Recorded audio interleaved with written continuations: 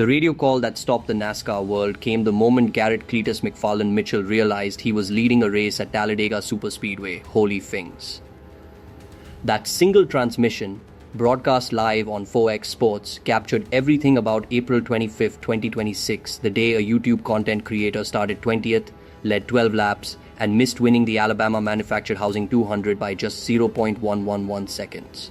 Immediately after taking the lead, he declared to guest announcer Brendan Butterbean Queen on the live broadcast, "Brother, I am winning this race. Mark my words, I am winning this race for Biff." And when it was all over after surviving the big one, a red flag, and a chaotic one-lap dash to the finish, his post-race verdict was, honestly, probably the most fun I've ever had with clothes on. It was freaking insane. Talladega. Cleetus McFarland is the racing alias of Garrett Mitchell, a 31-year-old content creator who built a massive following around grassroots motorsports, burnouts, and the Freedom Factory, his own privately owned racetrack. He races under the Cleetus McFarland name but competes officially as Garrett Mitchell on NASCAR entry lists. He made his NASCAR O'Reilly Auto Parts Series debut on April 4, 2026 at Rockingham Speedway, finishing 6 laps down in 32nd, spinning twice and nearly going around on 2 other occasions. After that debut, NASCAR's John Probst issued a clear public statement: "We're all huge Cleetus fans. We all watch his videos and are certainly very appreciative of everything he's done in our sport. He is approved right now for O'Reilly Series short tracks. We'd like to see more out of Cleetus in the short tracks. So we're not saying no, but there is more that we would like to see out of Cleetus before we would approve him for Talladega." He was blocked from the O'Reilly Series race at Talladega, but he was already approved for ARCA at Talladega, and that distinction was about to be made completely irrelevant on a Saturday afternoon in Alabama. Throughout every radio call across the entire afternoon, Cleetus repeatedly referenced Craig Biffle, the NASCAR Cup Series legend, and his late mentor who lost his life in a plane crash last December.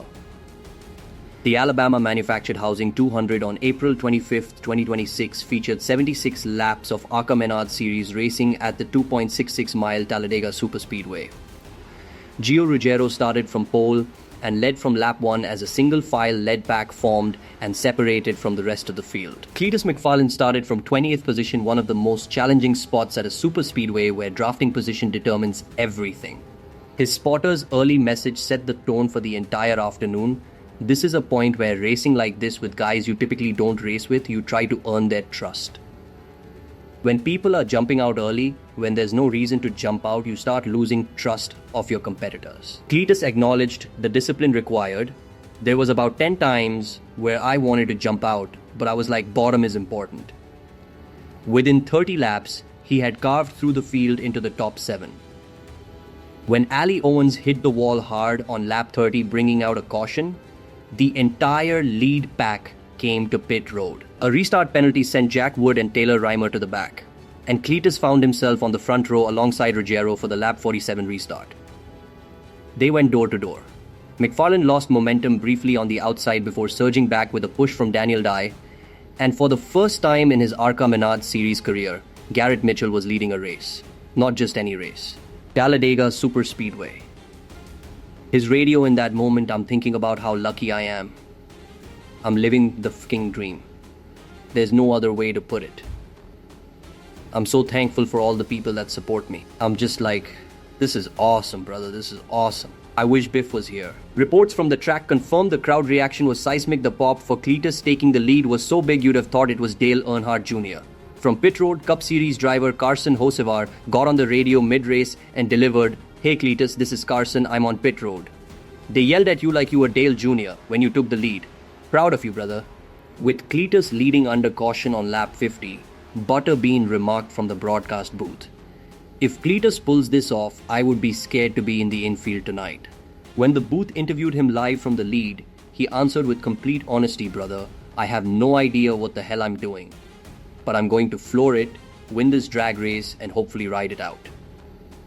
McFarland led a total of 12 laps, the first 12 laps he had ever led in his ARCA career. His description of how it felt at the front, I felt like a bald eagle literally dripping around Talladega, turning left. I had the wings out, just doing it. It felt insane. With 12 laps to go, Jake Bowman pushed McFarland to the lead as the pack intensified. Bowman spun after contact, the race stayed green.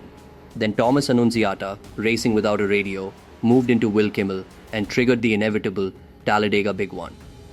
The crash collected several cars including Squirrel McNutt, McFarland's real-life friend and fellow YouTuber who was also competing. Cleetus threaded the needle as the crash erupted behind him. His spotter's immediate call, pretty much the whole field. Damn it. A red flag was thrown for cleanup, resetting the race for a one-lap dash.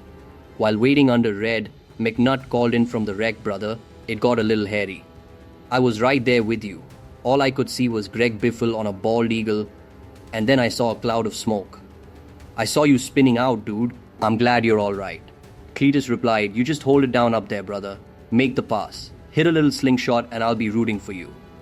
Then McNutt added, you're my best friend. For the final one-lap dash, McFarland lined up fourth. His pre-restart declaration was confident, I actually love our spot. Here's what's going to happen. The 18 is going to outlunch whoever the leader is. Me and the 71 are going to ride off into the sunset. On the final lap, Gus Dean and McFarland split Kimmel side by side out of the final corner. The contact between Dean and McFarland scrubbed just enough speed for Andy Jankowiak to slip through on the outside and take the win. The margin? 0.111 seconds. McFarland's self-assessment was immediate. Well, looking at that. I think I needed to back up a smidge to get that help that was behind me. I kind of left the 71 Andy Jankowiak and tried to go down. I didn't have enough room to get past Will. We started beating each other up, and then Andy passed us and got the W. Congratulations to him. What an insane day of racing. His spotter said it plainly after the checkered, honestly, if we don't pull down there at the 2, we probably win, homie. The broader lesson Cleetus identified himself, you cannot win this race making decisions on your own. I think that's what I did at the end there.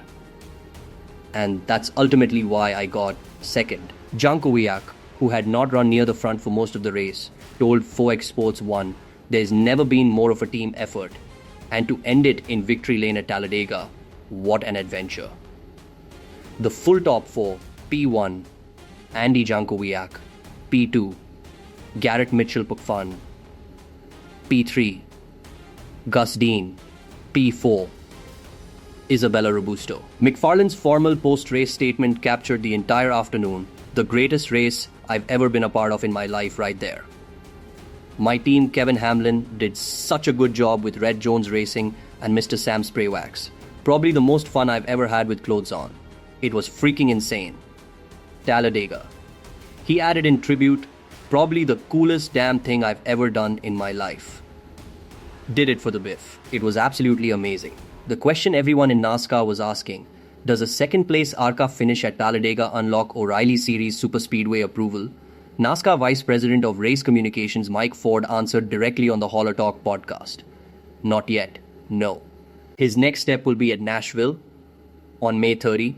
He'll be running the O'Reilly Auto Parts Series race at Nashville, and then we will circle up. Depending on how he does then, the driver approval committee will meet and discuss if he's ready for the next step. So the next step then would be intermediate 1.5 2-mile tracks. Ford then confirmed a significant possibility there is a chance that he could be granted approval for the whole kit and caboodle and superspeedways in that. So we'll have that conversation after Nashville and we'll see where we're at, if he can race just 1.5 miles, or maybe he can come back for the second Daytona race in the O'Reilly Auto Parts Series. His spotter's final words after the race said everything. That definitely should get you cleared for other stuff. So, way to hang in there.